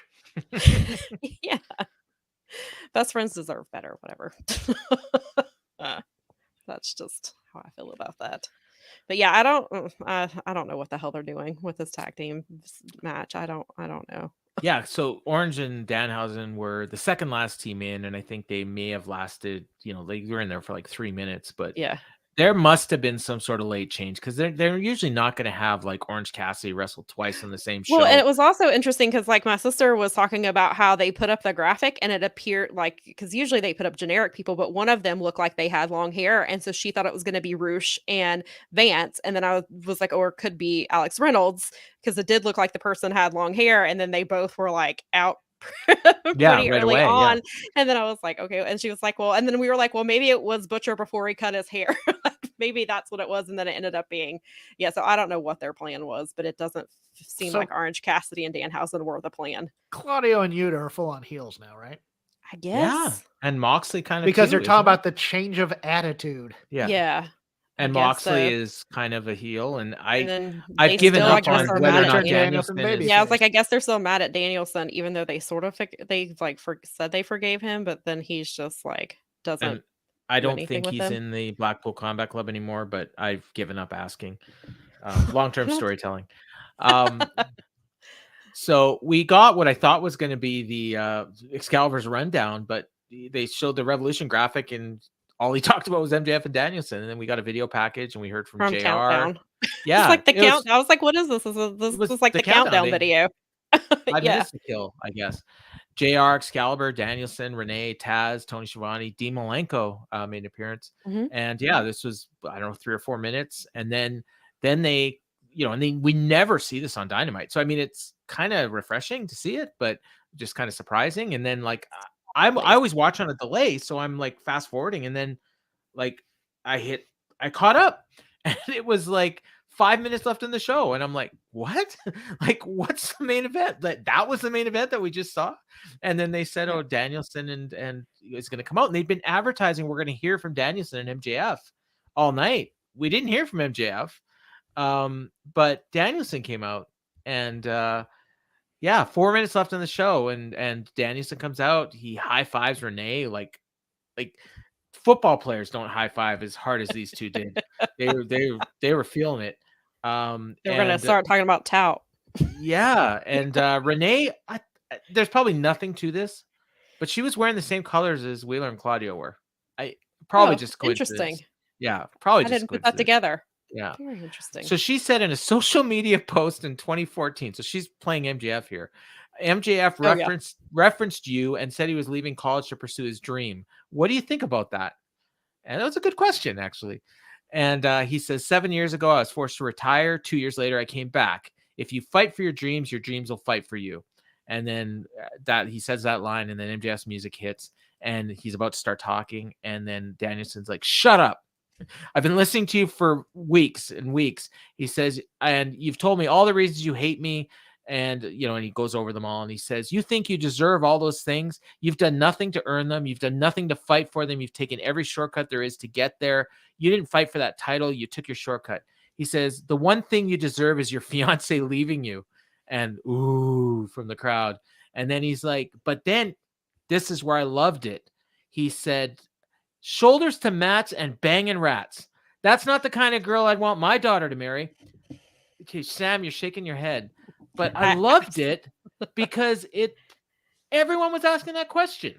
No, I like everything else. I just hate that in 2023. And I know it's because Max uses it, and that's why Danielson uses it. Oh, yeah. Women's History Well, he Month, was and we're quoting calling them. women rats on TV. No, but I he's hate it. he's not calling women rats. I know He's and saying I know that he said it yeah, because of Max, but I can't. yeah. It makes me cringe every time Okay, Max no, says fair it. enough, I fair know enough. Johnny Swinger's character on Impact. I know he's a '90s sleazeball stuck in the '90s, but he's even quit saying it, and it's 2023. We can get away from But I that. love the fact that he actually referenced it and saying like you're playing this character and saying you're, and he even like he Sure. made a comment. What did he say? Something about just because there's a goalie in the crease doesn't mean you got to make the save or something like that. Like he's referencing the fact that even though I'm engaged, I'm still banging rats. It's essentially what he said, and I'm quoting. I'm not. No, I get that, but I liked it for the basic reason that we questioned that entire promo last week about talking Yes. about his kids and stuff when his whole gimmick was being the single swinging, town to town, lady in every town, Ric Flair type. Yeah. And now here he is, and he now called him it's on used his against bullshit. him. I love yeah. Yeah. Yeah, the promo itself was fun, and I understand the whole reason he's using it. It makes me cringe to hear it every time. Fair It enough. just makes No, I mean, I get it. I completely understand, and I know what Danielson was doing, and I know he was not. He was just throwing Max's words back at him. Like I completely get that. It makes. But I also liked him bringing it back to his daughter and saying like, I wouldn't want my daughter marrying someone like you. And so you deserve everything you've gotten, basically. And he says, I've been fighting my whole life. He brought up everything he's fought for. He mentioned, like poverty and, living, on the streets and whatever, and the wrestling business and the authority. Like he basically just went over his whole career. Yeah. And he didn't, and the fans by this point, like they didn't like that line about, your fiance leaving you, but he got him back here. And he said, I left a job that would pay me enough money to last me the rest of my life to come here. And the reason I did it is because I wanted to fight. And my new dream is to become AEW world champion. And God damn it, I'm willing to fight for it. And this Sunday at Revolution, you better be ready to fight with everything you have for 60 minutes. And if you don't, you're going to get your fucking head kicked in. And of course they muted that. Yeah, part but everyone out. knows what he said. Yeah. And the crowd went nuts for that line because that's his signature line. Yeah. And I thought and MJF was speechless. Mhm. And I thought, man. Yeah, and I thought it was really cool that the way I think the segment played out a lot better than we thought with getting into the countdown stuff. Like moving from the countdown segment into this, I think it ended up being. And like you said, he fed MJF's words back to him. He made MJF be quiet and listen to him and was like, why are you jealous of me? Like, this is, I thought the segment was really well done. I don't think Danielson's winning on Sunday. No, I don't think so either, which is, it's funny because so it could end up being, we saw Danielson teach MJF how to cut a promo, and then maybe on Sunday MJF will teach Danielson how to wrestle. Maybe that's what they're. Yeah, who knows? Jeff, what do you think?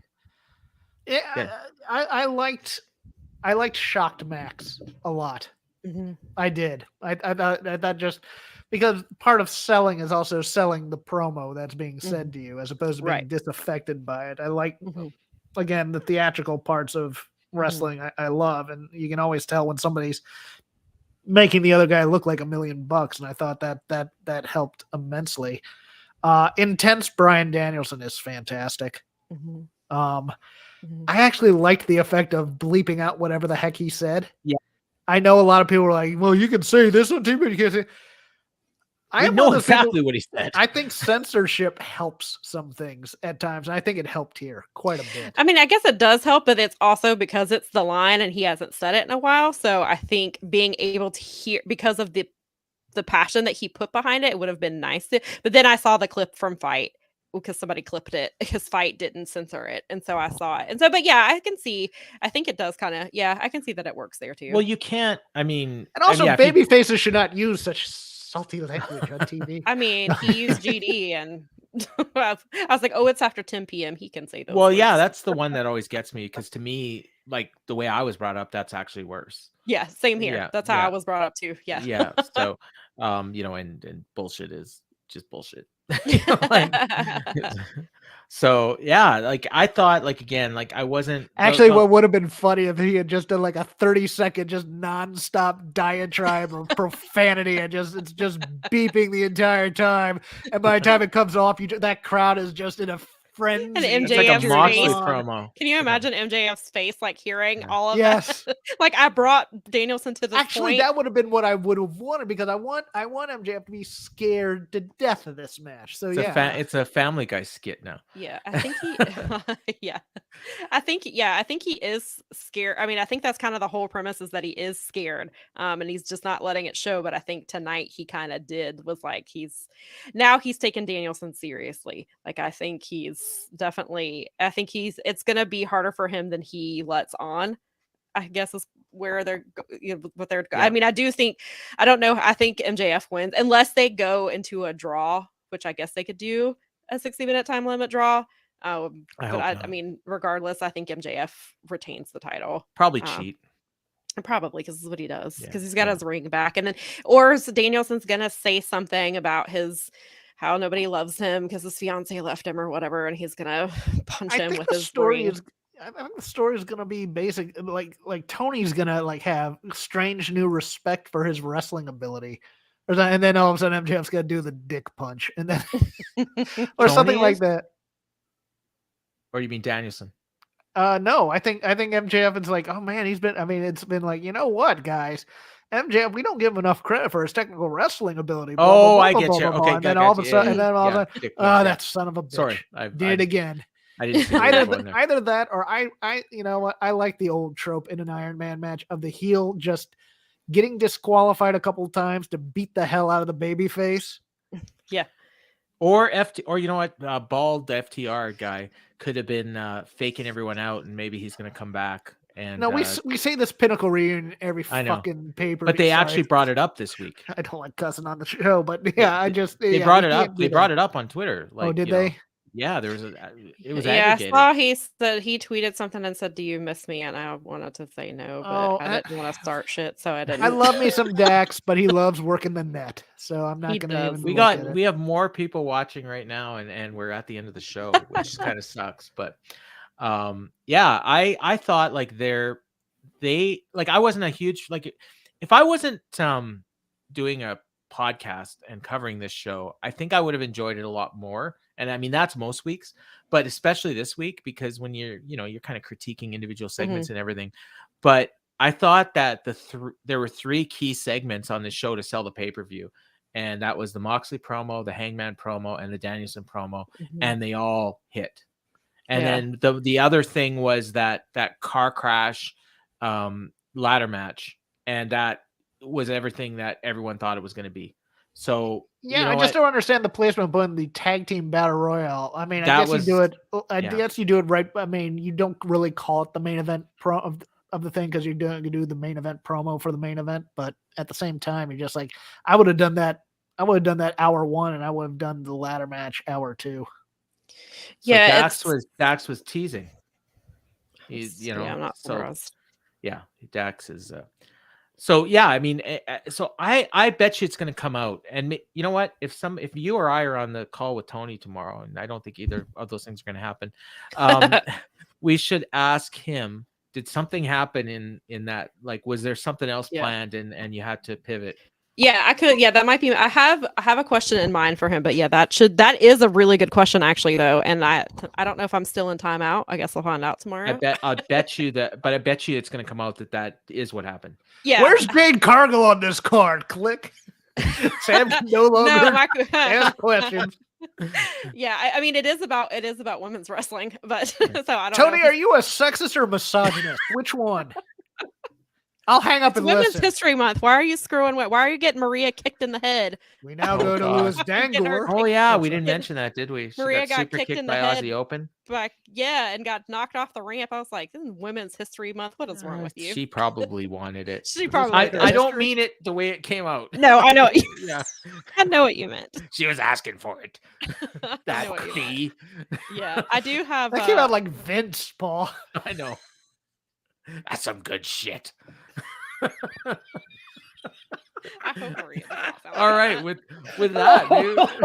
Maybe I should. Okay, it's been fun.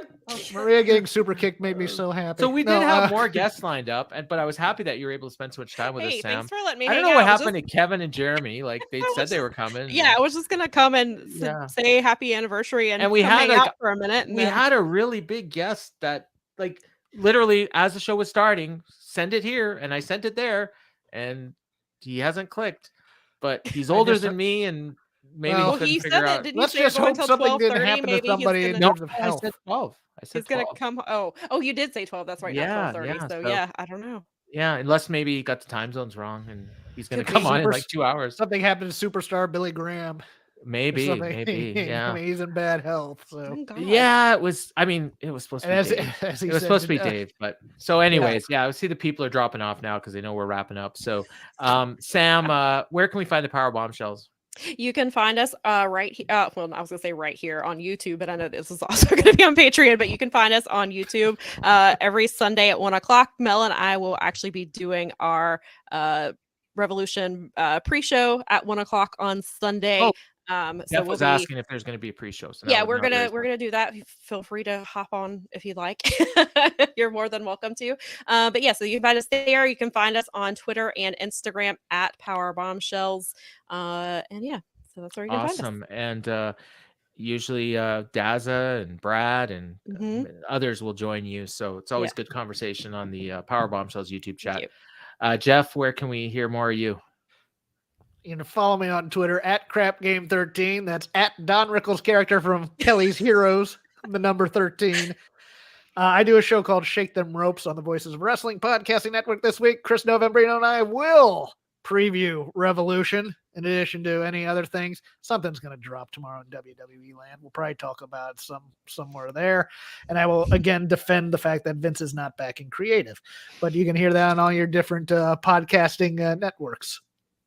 And I will be. I'm leaving tomorrow. I'm flying out to Vegas, as I mentioned earlier. I'm going to the UFC on Saturday, so I'll be covering that for WrestlingObserver.com. And you might hear me on a post-game show. I haven't really finalized that yet, but my tweets will be on the screen on ESPN. And then I'm flying from Vegas to San Francisco for Revolution, so I'll be in Revolution, live as well. So seeing that show with Garrett and Jeremy and all the boys at Fight Game Media that are there. So looking forward to that. It's going to be a hectic weekend, but a lot of fun. So follow me on Twitter and I'll post pictures and it'll be a lot of fun. So for Sam, for Jeff, for Parker, who was here earlier, Mike Gilbert, Promise Thomas. I think that's everybody. Yeah. So I want to thank everybody for joining us. And Jeff, happy anniversary. 2 years. Now to the love making. Come here, Paul. Here's to 2 more. And that's been the Dynamite Show. And what do we close with that video? Yes. Yeah. Why not? Play it again. Where the hell is it? There we go. Okay. Twice from the beginning. Yeah. Yeah. All right. Later.